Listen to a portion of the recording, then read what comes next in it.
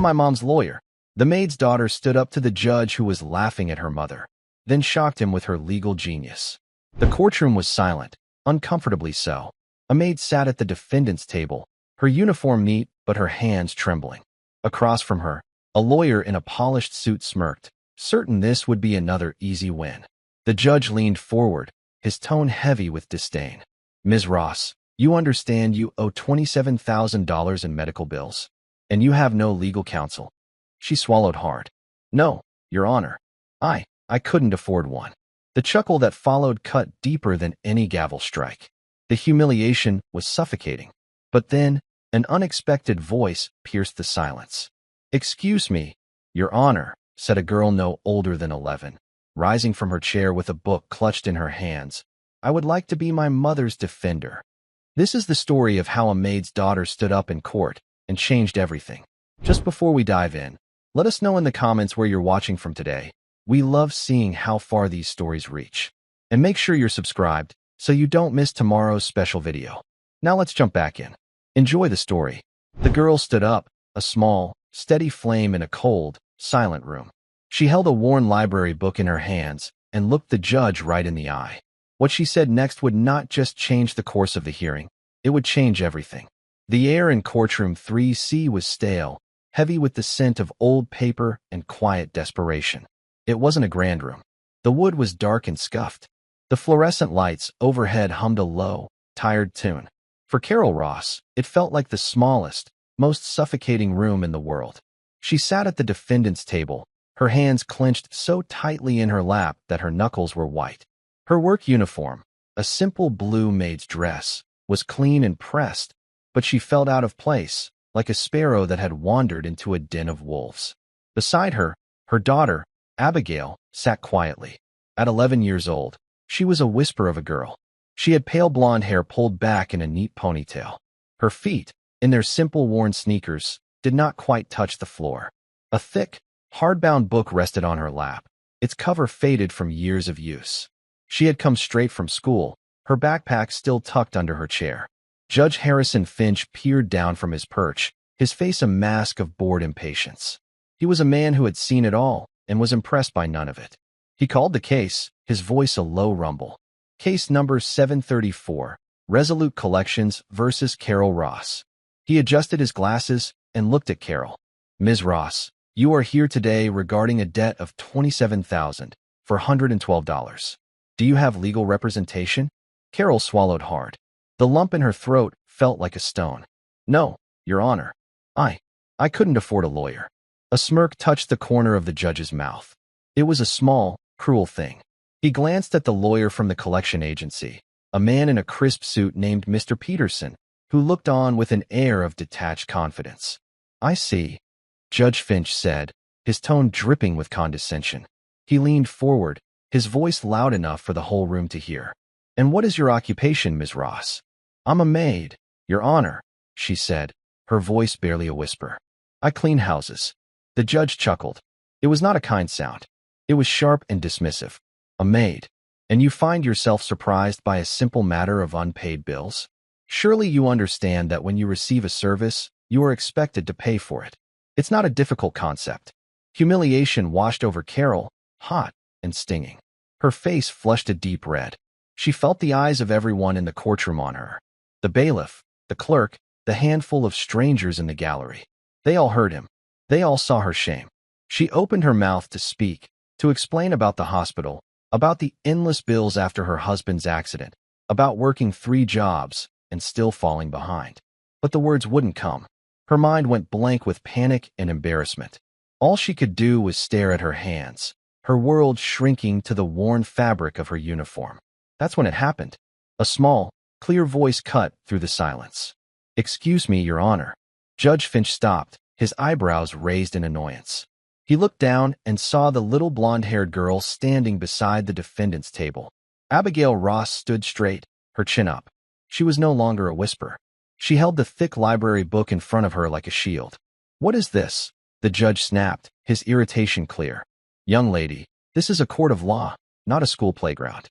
Sit down." "I can't sit down, sir," Abigail said. Her voice did not tremble. It was calm and steady. "You're being unfair to my mom. and I'd like to speak for her." The room went silent. Not a polite, listening silence. It was a stunned, breathless silence. The kind that happens when the world tilts on its axis. Mr. Peterson, the collection agency lawyer, let out a short, disbelieving laugh. Someone in the gallery gasped. Judge Finch stared at the girl, utterly speechless for a moment. He looked from the small, determined girl to her mortified mother. "You want to what? Represent your mother?" He scoffed. "Don't be ridiculous. This isn't a movie. Now sit down before I have you removed." "I know I'm not a lawyer," Abigail said, her eyes never leaving his. "But I've read about the law. I've read about what companies like Resolute Collections are allowed to do, and what they are not allowed to do. They broke the rules. Several of them." She held up the book. "It's all in here. And I brought notes." She opened the book. Tucked inside were several pages of notebook paper, covered in neat, careful handwriting. The judge's mocking smile finally vanished.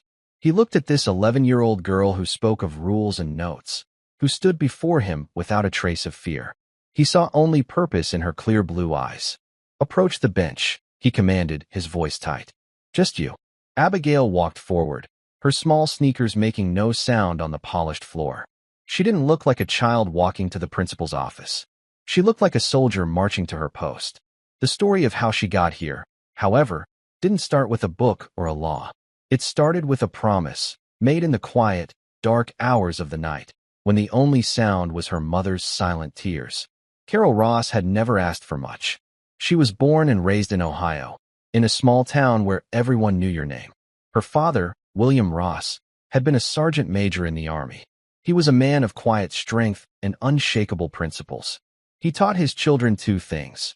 You work hard for what you have, and you always stand up for what is right. Carol lived by those words. She married her high school sweetheart, had Abigail, and built a simple, happy life. She cleaned houses for a living. It was hard, honest work. Her hands were often chapped and sore. Her back ached at the end of the day, but she took pride in it. She was good at what she did. She left every home sparkling, a little brighter than when she found it. She was proud that she could provide for her family. Proud that Abigail never went without, that she had food on the table, good books to read, and a warm, safe home. Then, 3 years ago, that safe world had been shattered. Her husband, Mark, was in a terrible car accident on his way home from his construction job. He survived, but he was never the same. The injuries left him unable to work, in constant pain. The medical bills began to arrive like a relentless flood.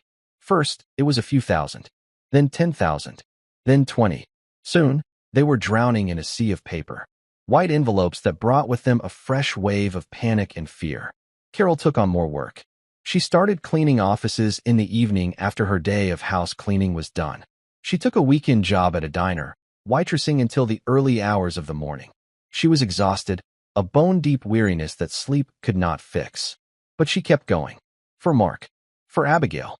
Mark couldn't bear seeing her work herself to the bone. The guilt and the pain were too much for him. One cold winter morning, a year after the accident, he passed away in his sleep. The doctor said his heart just gave out. Carol knew he had died of a broken spirit. Now it was just her and Abigail.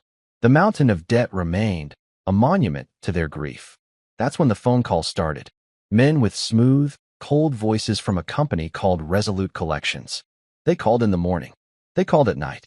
They called her at work. They were polite at first, then demanding, then cruel. They threatened to take her home, to ruin her credit, to take everything she had left. Carol tried to explain. She tried to set up a payment plan. She sent them what little she could, $20 here, $50 there. But it was like trying to empty the ocean with a teaspoon. The fees and interest they added made the debt grow larger, not smaller. She kept a folder of every bill, every letter, every notice. It was thick and heavy, the weight of her impossible situation. Abigail saw it all. She was a quiet, watchful child. She saw the worry etched on her mother's face. She saw her mother at the kitchen table late at night, surrounded by bills, her head in her hands. She heard the hushed, frantic phone calls. She saw the fear in her mother's eyes, a fear she tried so hard to hide. Kids know more than we think. They feel more than we let on. Abigail didn't cry or ask questions that would add to her mother's burden. Instead, she started to act. She started with the one thing she knew how to do better than anyone else her age. she started to read. She began at the local library. She would finish her homework, then slip away to the nonfiction section. She started by looking up words she heard her mom say on the phone. Words like garnishment, lien, and statute of limitations. She checked out books. Simple ones at first, about managing money. Then, she found the legal section. It was dusty and overlooked, filled with thick, imposing books that nobody seemed to read. But Abigail wasn't intimidated. She pulled a book from the shelf, its title plain and direct, The Fair Debt Collection Practices Act, a guide for consumers. She sat at a small wooden table in the corner of the library and began to read. The language was complicated, filled with terms she didn't understand. So she kept a small notebook, writing down the words she didn't know and looking them up one by one. She learned that debt collectors weren't allowed to call you at certain hours. They weren't allowed to harass you or lie to you. They weren't allowed to threaten you with actions they couldn't legally take. With every page she turned, a quiet anger began to build inside her. These people, these voices on the phone, they were breaking the rules. They were bullying her mother, and they thought they could get away with it. Her grandfather, Sergeant Major William Ross, had passed away before she was born, but his presence was still strong in their house. His portrait hung in the living room, a handsome man in his dress uniform, his eyes kind but firm. Carol told Abigail stories about him. He was a man who believed in order, in rules, in fairness. He believed that the law was there to protect the weak from the strong. He always said that bullies only have power if you let them, Carol would tell her. You have to stand your ground. One day, while looking for a photo album in the attic, Abigail found an old footlocker. It was her grandfather's. Inside, beneath his folded uniform, were his books. They weren't storybooks. They were books on military history, on strategy, and, at the very bottom, a worn, leather-bound copy of the Uniform Code of Military Justice.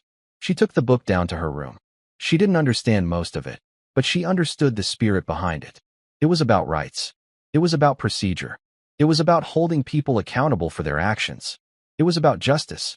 She read it every night, a flashlight under her blanket, soaking in the principles her grandfather had lived by. The night the court summons arrived, Carol finally broke. Abigail found her in the kitchen, slumped over the table, the official-looking document in her hand, silent tears streaming down her face. I don't know what to do, Abby, she whispered. I don't know what to do. Abigail put her arms around her mother. It's going to be okay, Mom, she said, her voice full of a certainty she didn't feel but desperately wanted her mother to believe. Grandpa always said you have to face a bully head-on. That night, Abigail didn't sleep. She sat at her small desk with her library book, her grandfather's military justice code, and a fresh notebook. She took out her mother's thick folder of bills and letters from Resolute collections. For hours, she worked. She compared the letters to the rules in the book. She made a list. Violation 1. Calling before 8 a.m. and after 9 p.m. She found phone records her mom had circled showing calls at 6:30 in the morning. Violation 2. Using harassing language. She remembered her mom writing down the exact words an agent had used. You're a disgrace. We'll make sure you lose everything. Violation 3. Misrepresenting the amount of the debt. She cross-referenced the original hospital bills with the collection agency's statements. They had added thousands of dollars in administrative fees, with no explanation. She wrote everything down, making a clear, logical timeline. She made notes in the margins, citing specific sections of the law she had memorized. She wasn't just a sad little girl anymore. She was a soldier preparing her battlefield. She was her grandfather's granddaughter. She didn't tell her mom what she was doing. She didn't want to give her false hope. She just kept working, her small desk lamp a beacon of light in the dark, quiet house. When the sun came up, she had a plan. The morning of the court hearing, she dressed in her school clothes. She packed her backpack, and she slipped her notes inside the old library book. When her mother said she had to go to the courthouse, Abigail said calmly, I'm coming with you. Carol was too exhausted and worried to argue. She just nodded, grateful not to be alone. They sat in the courtroom, her mother trembling beside her. Abigail felt a strange sense of calm settle over her. She looked at the judge, at the smug lawyer. They didn't see her. They just saw a maid and her little girl. They had already decided who her mother was. They had already decided they had won. Abigail knew better. She remembered her grandfather's picture. She remembered his words, passed down through her mother. You stand your ground. And so, when the judge humiliated her mother, when he laughed at her, when he tried to make her feel small and worthless, Abigail stood up. She stood her ground. Now she stood before the judge's bench, the whole courtroom watching. He loomed over her, a figure of immense power. But Abigail wasn't looking at his black robe or the gavel in his hand. She was looking him in the eye. You understand this is a real legal proceeding, correct? Judge Finch asked, his voice low and stern, meant to intimidate. This isn't a book report. Your mother could lose her home. Yes, sir. I understand that very well, Abigail replied. That's why I'm here. My mother, Carol Ross, is a good person. She works harder than anyone I know. She doesn't owe this company what they say she owes. And they have treated her illegally. Illegally? The judge's voice held a note of disbelief. Those are strong words for a, what grade are you in? Fifth. Sixth grade, Your Honor, Abigail said. And yes, illegally. According to the Fair Debt Collection Practices Act, which is a federal law, a debt collector cannot harass, oppress, or abuse any person in connection with the collection of a debt. The representatives from Resolute Collections called my mother at all hours of the day and night. They insulted her. They threatened her. She has records. Judge Finch was silent for a long moment.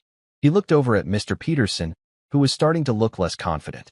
He looked at Carol, who was staring at her daughter with a mixture of terror and awe. Then he looked back at the small girl in front of him. You have a lot to say for someone your age, the judge said, his tone shifting slightly. The mockery was gone, replaced by a flicker of something else. Curiosity. All right, Miss Ross. The court is listening. Go back to the table and proceed. Let's hear what you have to say. Abigail gave a small, respectful nod. She turned and walked back to the table. She stood beside her mother, placed the open book on the table, and took a deep breath. She felt her mother's hand find hers under the table, gripping it tightly. My name is Abigail Ross, she began, her voice clear and strong, ringing through the silent courtroom. And I am here to speak for my mom. She did not stumble. She did not hesitate. She began by laying out the facts, one by one, with the simple, devastating logic of the truth. She was no longer just a maid's daughter. She was a force to be reckoned with. And everyone in that room, from the bored bailiff to the powerful judge, was about to find out just how much of a force she could be. Abigail kept her hand on the worn cover of the library book, grounding herself. The other hand held her notes, the pages filled with her steady, determined script. She didn't look at the judge or the opposing lawyer. She looked at a point on the back wall, just as she'd practiced in her bedroom, pretending she was speaking to her grandfather's portrait. The debt began after my father, Mark Ross, had a car accident on May 12th, 3 years ago, she stated. The total for his hospital stay at St. Jude's Medical Center was $19,800. My mother has the original bill. She paused, and Carol, her hands shaking slightly, pushed a piece of paper across the table. After my father passed away, my mother did her best to make payments. But Resolute Collections bought the debt. She looked down at her notes. The first call from them was on August 2nd of last year. They claimed the amount owed was $22,000. They had already added over $2,000 in fees. The law, specifically Section 1692F of the FDCPA, states that a debt collector may not collect any amount, including any interest, fee, charge, or expense incidental to the principal obligation, unless such amount is expressly authorized by the agreement creating the debt or permitted by law. Mr. Peterson, the lawyer for the collection agency, stood up abruptly. Objection, Your Honor. This is absurd. Is the court really going to entertain legal analysis from a child? Judge Finch held up a hand, silencing him. His eyes were fixed on Abigail, a strange, unreadable expression on his face. She is presenting a sequence of events, Mr. Peterson. I will allow it. Please continue, Miss Ross.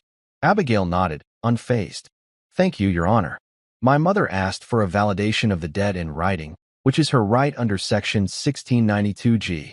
They never sent her a full accounting of these fees. They just sent letters with a bigger number each time. The current amount they are demanding, $27,412, includes over $7,000 in unexplained charges. She flipped a page in her notes. The harassment started in September. An agent named Mr. Jones called my mother at her evening job. Her boss had to ask her not to take personal calls. This is a violation of Section 1692C, which says a debt collector cannot contact a consumer at their place of employment if they know the employer prohibits such calls. My mother had told them this on a previous call. The air in the courtroom was thick with tension. The quiet shuffling and coughing from the gallery had stopped. Everyone was leaning forward, listening. Carol sat beside her daughter, her fear slowly being replaced by a fierce, burning pride.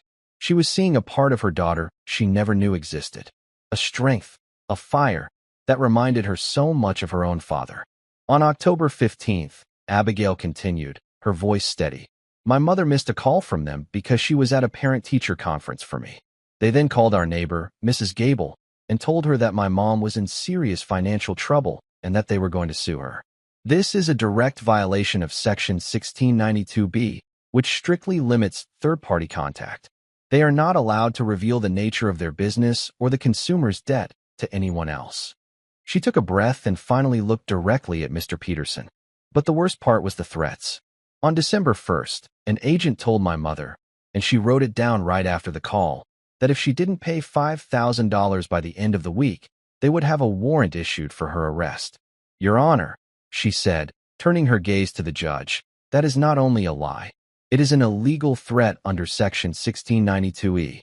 You cannot be arrested for a civil debt in this state. They knew that. They were trying to scare her. For the first time, a flicker of emotion crossed Judge Finch's face. It was anger, not at the little girl lecturing him on the law, but at the facts she was presenting. He looked down at the file in front of him, at the simple lawsuit filed by Resolute Collections. It looked so straightforward on paper. A debtor, a creditor, a sum of money. But the story this child was telling painted a much darker picture. A story of predatory behavior, of a powerful company bullying a grieving widow. Mr. Peterson, the judge said, his voice dangerously quiet. Do you have any response to these specific allegations? Mr. Peterson was on his feet, his face flushed. Your Honor, these are baseless accusations. My client operates within the full scope of the law. This is nothing more than a desperate attempt by the defendant to avoid her obligations. She has a child reciting a story she likely coached her to tell. Before the judge could respond, Abigail spoke again, her voice ringing with indignation. My mother didn't coach me. I learned this myself because I was tired of seeing her cry. I was tired of her being scared of the phone ringing. And I have proof. She walked forward and placed her mother's thick folder on the bailiff's desk. And here are my mother's phone records, with the calls from Resolute circled. There are dated notes she took after every conversation, writing down what they said. There is a signed letter from her boss confirming she was told not to receive calls at work. And there is a statement from our neighbor, Mrs. Gable, about the call she received. She looked back at the judge. My mother is a maid. She spends her days cleaning up other people's messes. She is the most honest person I know. She deserved to be treated with respect, not to be harassed and lied to. She paused, her small shoulders rising and falling with a deep breath. My grandfather was Sergeant Major William Ross. He fought in 2 wars for this country. He believed in rules, and he believed in justice. He taught my mom that you should never let a bully win just because they are bigger than you. Resolute Collections is a bully, and they broke the law. The name dropped into the silent courtroom like a stone into a still pond. Sergeant Major William Ross. Judge Finch went still. His eyes widened slightly. He leaned back in his chair, his gaze locked on Abigail, but it seemed as if he was looking at something far away in another time. The name was familiar. More than familiar. He knew that name. The judge slowly swiveled his chair to the side, looking at the American flag that stood in the corner of the courtroom. He was silent for what felt like an eternity. The whole room held its breath, waiting. Mr. Peterson stood awkwardly, his objection forgotten. Carol looked from the judge to her daughter, a confused hope dawning on her face. Finally, Judge Finch turned back. He looked at Abigail, and his expression had completely changed. The hardness was gone. The impatience was gone. In their place was a look of profound, solemn respect. Sergeant Major William Ross, the judge repeated, his voice now soft, almost reverent. I knew him. Not personally, but I know who he was. His name is on a plaque in the lobby of this very courthouse. A hero of this city. He looked at Carol. He was your father? Carol nodded, tears welling in her eyes. Yes, Your Honor. The judge looked back at Abigail, who stood her ground, waiting. He saw her now not as a little girl playing lawyer, but as the legacy of a man he deeply respected. He saw the same steel, the same unwavering belief in right and wrong. He cleared his throat and sat up straight. All business once more, but his tone was forever changed. "Mr. Peterson," he said, his voice now sharp as steel, "I am going to call a brief recess. When we return, I expect you to have your client on the phone. And you had better have answers to every single one of the allegations Miss Ross has just raised. And I assure you, they had better be good ones." He struck the gavel once, the sound echoing like a gunshot. 30-minute recess. As he stood to leave, he paused and looked down at Abigail. "Young lady," he said, his voice quiet, filled with a respect that stunned the room. "Your grandfather would be very, very proud of you." The 30-minute recess felt like a lifetime. The moment Judge Finch left the bench, the low murmur of the gallery erupted into a buzz of hushed, excited chatter. People turned in their seats, whispering and pointing toward the small girl with the blonde ponytail who now sat beside her mother. Abigail, for her part, seemed oblivious to the attention. She was methodically putting her papers back into her folder, her small face a mask of concentration. Carol, however, felt as if she were floating. She stared at her daughter, this child she had raised, this person she thought she knew completely, and saw a stranger. A brilliant, fierce, and utterly terrifying stranger. Where had this come from? The books, of course, she had seen Abigail reading. But to stand up in a federal courtroom, to quote laws, to face down a judge and a lawyer without flinching? It was beyond anything she could have imagined. She finally found her voice, a choked whisper. "Abby, how did you know all that? How did you know about Grandpa?" Abigail looked up from her papers, her expression softening as she saw the tears in her mother's eyes. "I've been going to the library, Mom. I read about it. And I found Grandpa's old books in the attic. The ones about military law. He wrote notes in the margins. About fairness. About standing up to people who misuse their power." She reached out and took her mother's hand. It was cold and trembling. "They were bullying you. I couldn't let them. But the judge, he said he knew him. His name is on a plaque in the lobby," Abigail said simply. "I saw it when we came in. In memory of the city's finest, Sergeant Major William Ross. I was hoping the judge would know the name, that he would know what kind of man Grandpa was, that he would know that his daughter and his granddaughter wouldn't be liars." Carol squeezed her daughter's hand, a wave of love so powerful it almost took her breath away, washing over her. The fear was still there, a cold knot in her stomach, but now it was mixed with something else. Hope, a fragile, flickering flame that she hadn't felt in years. For the first time since Mark's death, she felt like she wasn't fighting this battle alone. Across the courtroom, Mr. Peterson was on his phone, his back to the room. His confident, smug demeanor was gone, replaced by a frantic, panicked energy. His voice was a low, angry hiss. "What do you mean you don't know? Check the call logs. I don't care about procedure. I have a judge who looks like he's about to throw the entire case out because a sixth grader quoted the FDCPA at him. Yes, a sixth grader. Just get me the information. Now." He slammed the phone down, his face pale with a mixture of fury and dread. He looked over at Abigail, and for the first time, he saw her not as a child, but as the architect of his impending disaster. The bailiff called the court back to order. "All rise." Judge Finch swept back into the room, his face grim and determined. He sat down and wasted no time. "Mr. Peterson, is your client on the line?" "Yes, Your Honor," Peterson said, his voice strained. He motioned to his cell phone, which was on speaker. "I have Mr. Reynolds, the head of operations for Resolute Collections." "Mr. Reynolds," the judge said, his voice booming through the small speaker. "This is Judge Harrison Finch. Are you aware of the allegations of harassment and illegal collection practices being made against your company in my courtroom today?" A tinny, defensive voice came through the phone. "Your Honor, we operate in full compliance with—" "Save it," the judge cut him off. "I have here a detailed list of violations, with dates, names, and specific actions that appear to directly contravene federal law. Let's start with the first one. A phone call made to the defendant's neighbor, in which your agent discussed the details of Ms. Ross's debt. Is that, or is that not, a standard practice at your company?" There was a pause on the line. Mr. Peterson was staring at the floor, looking as if he wished it would swallow him whole.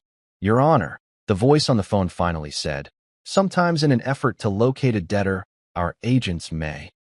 That is not what I asked, Mr. Reynolds. The judge thundered. I asked if it was standard practice to violate the FDCPA. Yes or no? No, Your Honor. Then can you explain why it happened in this case? Another pause. I would have to review the agent's file. How about the threats of arrest? The judge continued, his voice relentless. Are your agents trained to lie to debtors, to threaten them with legal consequences that do not exist, in order to frighten them into paying? Absolutely not, Your Honor. That would be grounds for immediate termination. And yet, Judge Finch said, leaning forward, that is precisely what Ms. Ross's daughter claims happened. And she has presented a compelling, meticulously documented case to this court. A case, I might add, that is more thorough and more convincing than many I have seen from lawyers with decades of experience. He looked over at Abigail, a flicker of a smile touching his lips before he turned his glare back to the lawyer. Your Honor, if I may, Mr. Peterson interjected, finding a sliver of courage. Even if, and I stress, if, some procedural errors were made by an overzealous agent, the underlying debt remains. Ms. Ross did receive the medical services. The debt is valid. Is it? The judge asked, raising an eyebrow. Miss Ross, he said, turning his attention to Abigail. You mentioned discrepancies in the amount owed. Can you elaborate? Abigail stood up, her notes in hand. Yes, Your Honor.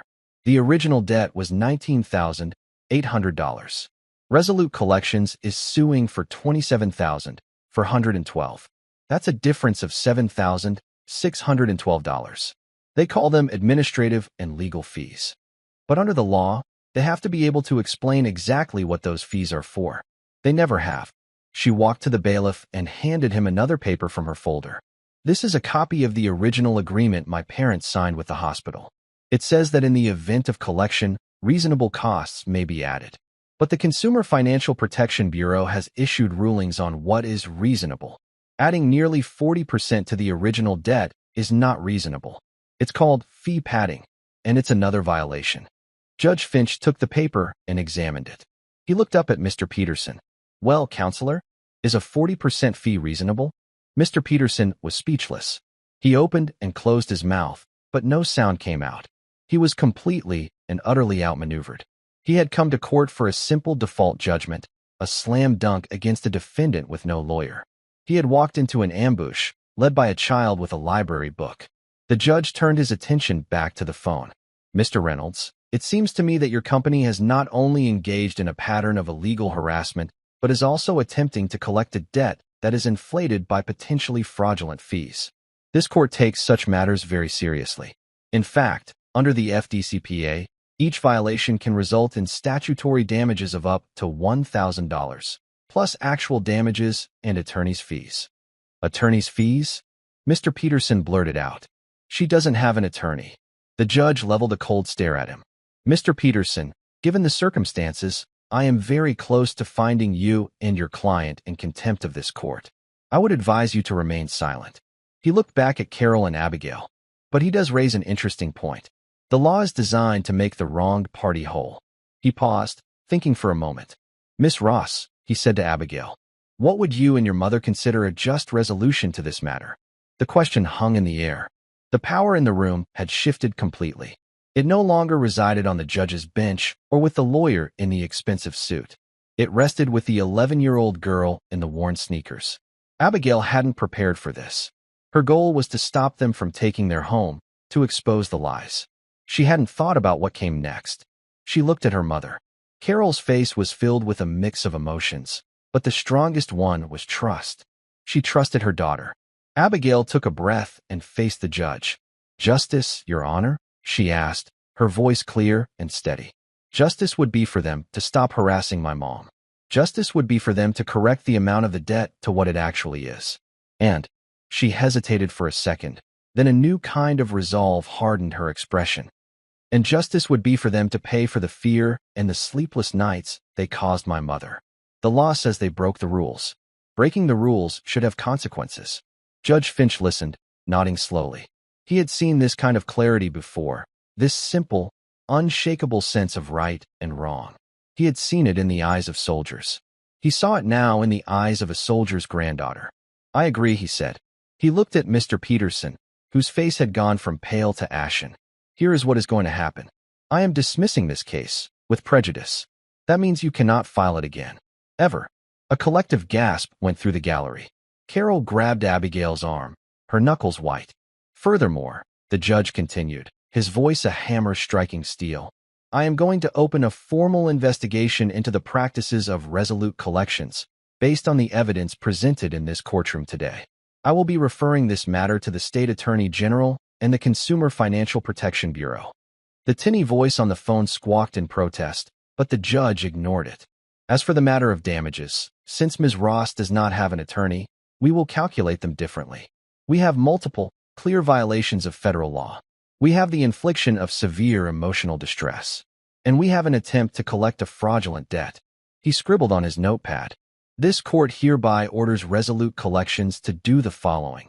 First, the entire debt of Carol Ross is canceled. She owes you nothing. Carol let out a sob, a sound of pure, unadulterated relief. Tears she hadn't allowed herself to shed for years finally broke free, streaming down her face.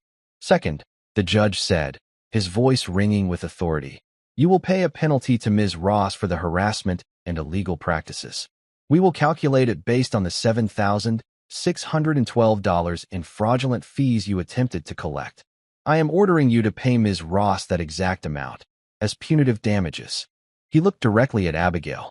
And finally, for the time and effort this young lady has put into doing the job that lawyers are paid to do, for the brilliant and courageous defense she mounted on behalf of her mother, this court is ordering an additional payment to be made.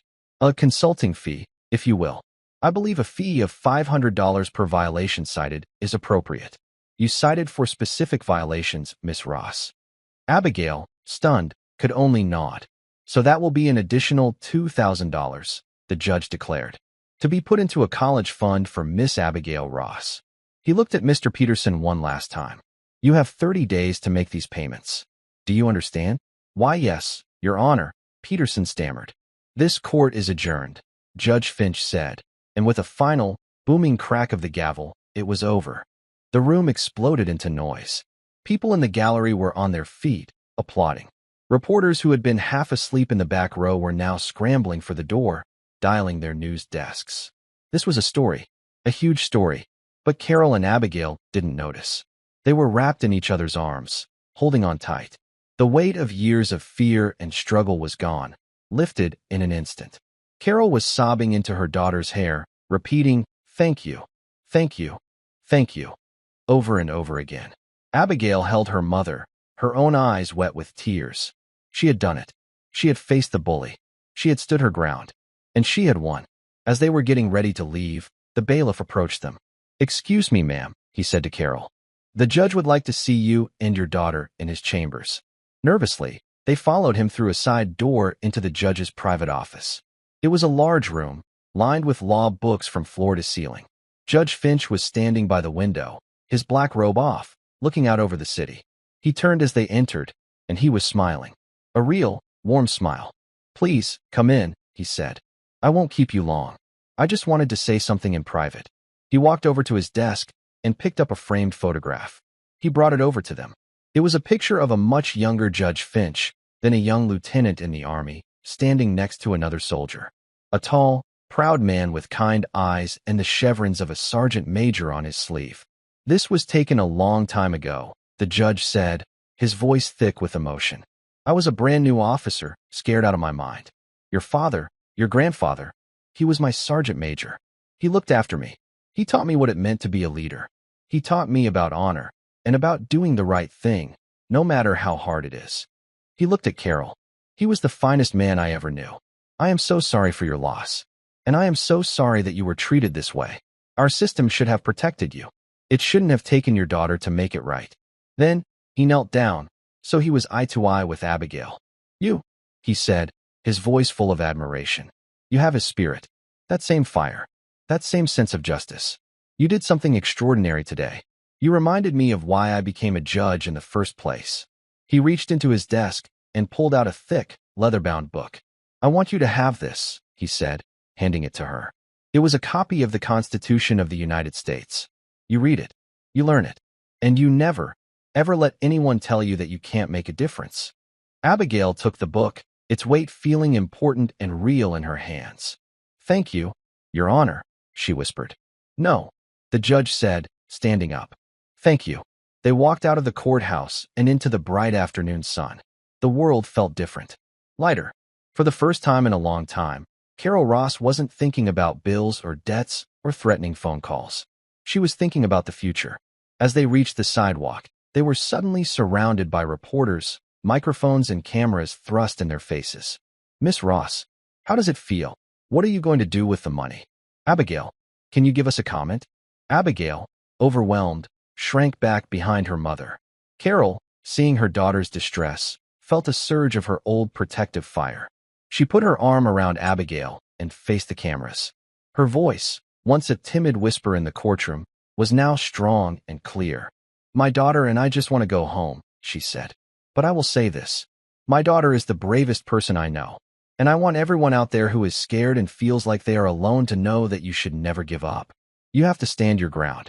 With that, she guided Abigail through the crowd, and they walked down the street, hand in hand, leaving the chaos behind them. They didn't look back. They were heading home, to a future that was suddenly, miraculously, their own. The walk home was surreal. The city sounds, the rush of traffic, the chatter of people passing by on the sidewalk, it all seemed distant, like a movie playing with the sound turned down. Carol and Abigail walked in a comfortable silence, their hands still clasped tightly together. The weight of the world had been on Carol's shoulders for so long, and now, with it gone, she felt almost dizzy with lightness. When they reached their small apartment building, the first thing Carol noticed was how different it looked. It was the same worn brick building it had always been, the same slightly crooked steps leading to the front door. But for the first time in years, she wasn't looking at it with a knot of fear in her stomach, wondering how long it would be hers. She was looking at a home, a safe place, theirs. Inside, the little apartment was quiet. They took off their shoes, and Abigail put her backpack down by the door. The thick, leather-bound Constitution the judge had given her felt heavy and important. She placed it carefully on the small table in the entryway, next to the framed picture of her grandfather. The two objects seemed to belong together. Carol went into the kitchen and put the kettle on, her movements automatic. She looked around the small, clean room. She saw the chipped paint on the windowsill, the faint water stain on the ceiling, the old, mismatched chairs around the table. Before, these were all signs of her struggle, imperfections she didn't have the time or money to fix. Now they just looked like home. She leaned against the counter and finally let herself fully believe it was over. The debt was gone. The harassing calls would stop. They were safe. A deep, shuddering sigh escaped her, a sound that carried 3 years of anxiety and exhaustion with it. Abigail came into the kitchen and stood beside her. "Are you okay, Mom?" Carol turned and pulled her daughter into another hug, this one softer, quieter. She buried her face in Abigail's soft, blonde hair. "I'm more than okay, sweetie," she whispered, her voice thick with unshed tears. "I'm free. You made me free." They stood like that for a long moment, the only sound the low whistle of the kettle starting to boil. The news story broke that evening. It was the lead segment on the local 6 o'clock news. A dramatic headline flashed across the screen: 11-year-old D legal prodigy takes on predatory debt collector and wins. There was shaky footage from outside the courthouse, showing Carol and Abigail leaving, their faces grim and determined. There was an interview with a legal expert who talked with awe about the girls' command of the Fair Debt Collection Practices Act. They even showed a picture of Sergeant Major William Ross, pulled from the city archives, calling Abigail a true heir to a local hero's legacy. Their phone began to ring. It wasn't the cold, threatening voice of a bill collector. It was their neighbor, Mrs. Gable, crying with joy. It was Carol's boss from the diner, telling her how proud he was. It was friends and distant relatives they hadn't heard from in years, all calling to offer congratulations and support. The story went viral overnight. It was picked up by national news outlets, then international ones. The tale of the maid's daughter who stood up to a judge and shocked him with her legal genius was irresistible. It was a David and Goliath story for the modern age. For Carol and Abigail, the sudden fame was overwhelming. People recognized them on the street. A local car dealership offered Carol a reliable used car, free of charge, so she wouldn't have to take the bus to her cleaning jobs. The mail carriers started bringing bags of letters to their door. Some contained small checks, $5, $10, $20, from strangers who had been moved by their story. Others were just letters of support from people all over the country who had their own stories of fighting against faceless, powerful companies. They wrote about feeling helpless and alone, and how Abigail's courage had given them a spark of hope. Abigail read every single letter. She saw that their story wasn't just their story. It was the story of millions of people caught in a system that was designed to grind them down.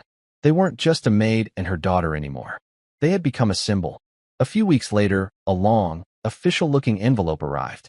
It was from the office of the state attorney general. Inside was a letter informing Carol that, based on the investigation launched by Judge Finch, the state was filing a massive lawsuit against Resolute Collections for deceptive and illegal practices. The evidence Abigail had compiled was the cornerstone of their case. The letter ended with a handwritten note from the Attorney General himself. "Ms. Ross, your daughter has done a great service not just for your family, but for every citizen of this state. Thank you." The money from the court order arrived, too. A check for $9,612. Carol held it in her hands, staring at the number. It was more money than she had ever seen in one place. It was enough to pay off the last of the lingering medical bills. It was enough to fix the leaky faucet. It was enough to buy Abigail a new winter coat. It was enough to breathe. The $2,000 for Abigail's college fund was sent directly to a state-managed account, where it would sit and grow, a seed of a future that had once seemed impossible. Life began to settle into a new kind of normal, a better normal. Carol still cleaned houses, but she was able to cut back on her hours. She quit her weekend job at the diner. She had evenings free to help Abigail with her homework, to watch movies together, to just sit and talk. The worry lines around her eyes began to soften. She started to smile again, a real, genuine smile that reached her eyes. Abigail went back to being a sixth grader. She did her homework. She read her library books. She met her friends at the park. But something inside her had changed. She carried herself with a quiet confidence that hadn't been there before. She had looked into the heart of the adult world, with all its complicated, unfair rules, and she hadn't backed down. She knew, in a way that most people never learn, what she was capable of. One afternoon, a few months after the court case, Abigail was in the living room, doing her homework. Carol was dusting, humming softly to herself. She paused at the little table by the door. She picked up the thick book on the Constitution that Judge Finch had given Abigail. She ran her hand over the embossed gold lettering. "You know," Carol said thoughtfully, "I think your grandpa would have really liked Judge Finch." Abigail looked up from her math problems. "I think so too," she said. "He always believed the system could work," Carol continued, more to herself than to Abigail. "That if you had good people, honorable people, in charge, then justice was possible. I guess I'd forgotten that." She looked at her daughter, her heart swelling with love. "You reminded me." That evening, as Abigail was getting ready for bed, she stood for a moment in front of the picture of her grandfather. She looked at his kind, firm eyes. In her head, she had a little conversation with him, something she had started doing ever since the trial. "I did it, Grandpa," she thought. "I stood my ground." She felt a sense of peace settle over her. She knew he would be proud. She hadn't just won a court case. She had honored his memory. She had carried his legacy forward. The story of Abigail Ross, the 11-year-old lawyer, eventually faded from the headlines, replaced by new stories, new outrages, new heroes. But for the people who had been touched by it, it was never forgotten. For Judge Harrison Finch, it was a reminder of the oath he took and the man who had inspired him to take it. For the countless people buried under mountains of debt, it was a flicker of hope, a story they told each other to keep their spirits up. And for a mother and a daughter in a small apartment in Ohio, it was the story of how their lives changed forever. It wasn't about the money, or the fame, or even the victory in court. It was about the moment a little girl stood up in a cold, intimidating room, looked a powerful man in the eye, and spoke the truth. It was about the moment she stopped being a victim of her circumstances and became the master of her own fate. It was the moment she showed the world that courage doesn't have an age limit, that justice is worth fighting for, and that sometimes The most powerful weapon you have is a library book, a clear voice, and the unwavering belief that you are standing on the side of right. And that's where we'll end the story for now. Whenever I share one of these, I hope it gives you a chance to step out of the everyday and just drift for a bit. I'd love to know what you were doing while listening. Maybe relaxing after work, on a late-night drive, or just winding down. Drop a line in the comments. I really do read them all. And if you want to make sure we cross paths again, hitting like and subscribing makes a huge difference. We are always trying to improve our stories, so feel free to also drop your feedback in the comment section below. Thanks for spending this time with me.